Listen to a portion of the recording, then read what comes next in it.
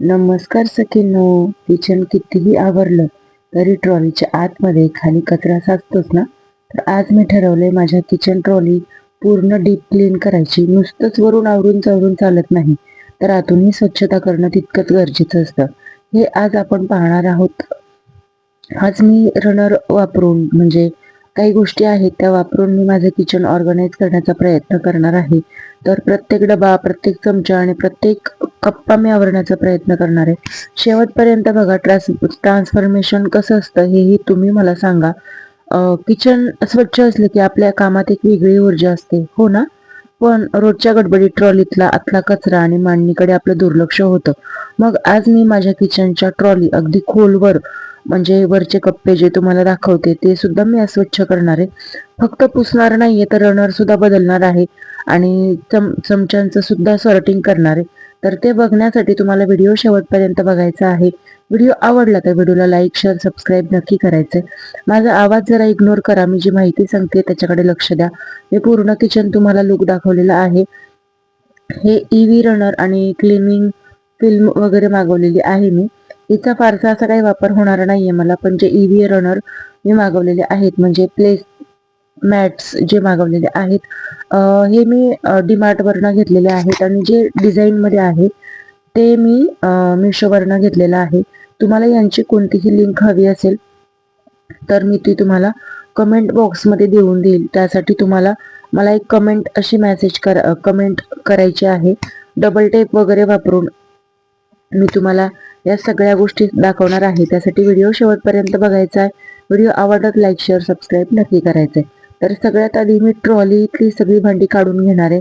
ट्रॉलीतली घाण स्वच्छ करणार आहे. कोपऱ्यात खाली साचलेली घाण वगैरे सगळं काढून घेणार आहे.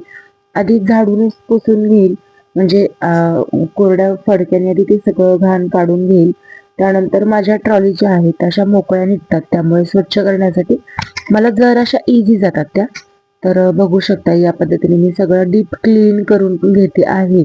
मी यावरती कोणत्याही प्रकारचं पाणी स्प्रे वगैरे करत नाहीये.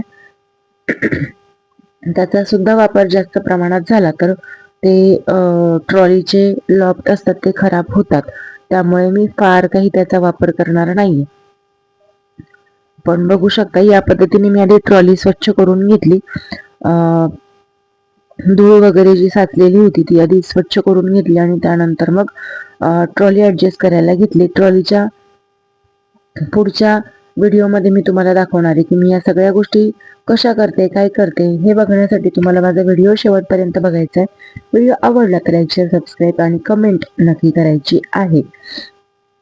तर या सगळ्या गोष्टी करताना फरशी पुसून सुद्धा आपल्या ट्रॉलीकडे लक्ष जातच, म्हणजे कितीही स्वच्छ केलेलं असलं तरी सुद्धा.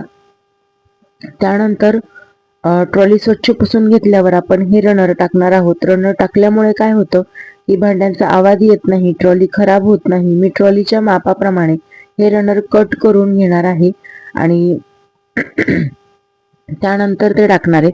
कमी जास्त साईज होईल ती मला थोडीशी ऍडजस्ट करायची आहे. जी ट्रॉलीची साईज आहे ती कमी जास्त होणार आहे, त्यामुळे मग मी आधीच ते कट करून घेते, ऍडजस्ट करून घेईल. त्यानंतर मग एक्स्ट्राचे जितके लागतील तितके कट करून मी त्यामध्ये ते ऍड करणार आहे.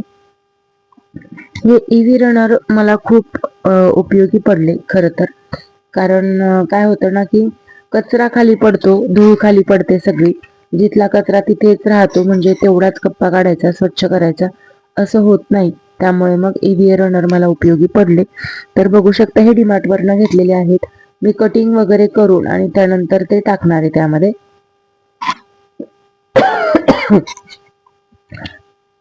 त्यानंतर भांडी ठेवण्यापूर्वी ईव्ही रनर वगैरे ते टाकून घेतलं. पण आता येतं चमच्यांचा कप्पा. बघू शकताय तुम्ही किती सारा कचरा होता तिथे. कचरा म्हणण्यापेक्षा सगळ्या वस्तू अस्ताव्यस्त होत्या आणि नीट व्यवस्थित ठेवलेल्या नव्हत्या आणि ट्रॉली ही खराब होत होती. मग मी तीही ट्रॉली तशीच काढून घेतली आणि स्वच्छ करायला घेतली. या ट्रॉल्या मी अशा बनवून घेतल्या, त्या मला फार उपयोगाच्या वाटतात, कारण भांडी स्वच्छ करण्यामध्ये मला त्यांचा खूप उपयोग होतो. ते सुद्धा बाहेर काढून मला स्वच्छ पुसून ठेवता येतात, त्यासाठीच मला त्याचा छान उपयोग होतो. बघू शकताय तुम्ही. इथून पुढे जर ट्रॉली वगैरे किचन वगैरे बनवणार असाल तर याच पद्धतीचं बनवा, तुम्हाला साफसफाई करण्यामध्ये खूप सोपं जातं.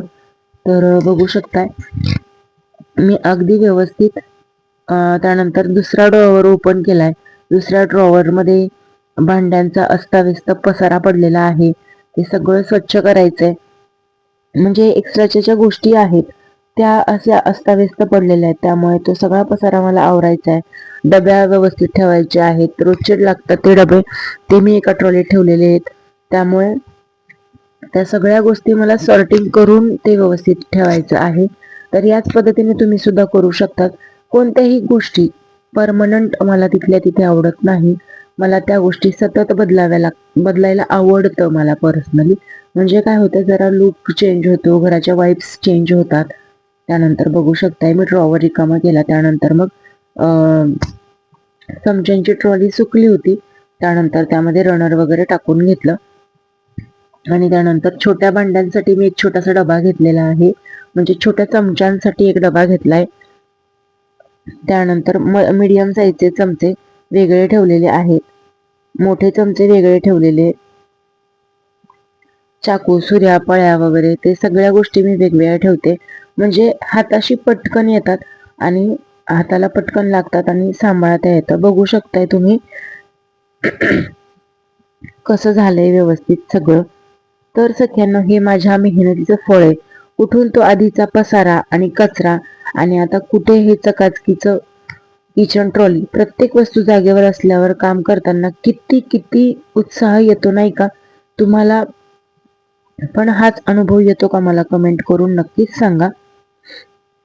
त्यानंतर ड्रॉवर मध्ये भरपूर कचरा होता, इथे मी जे मिशोवरनं मागवलेलं रनर आहे ते टाकून घेते. आणि त्या ठिकाणी मी मसाल्याचा डब्बा, त्यानंतर पोळपाट लाटणं, पोळपाट फक्त आणि तेलाची भांडी माझी मी ती बाजूला ठेवणार आहे. इतर कोणत्याही भांड्यांमध्ये मिक्स करण्यापेक्षा हे थोडं साईडला ठेवते मी.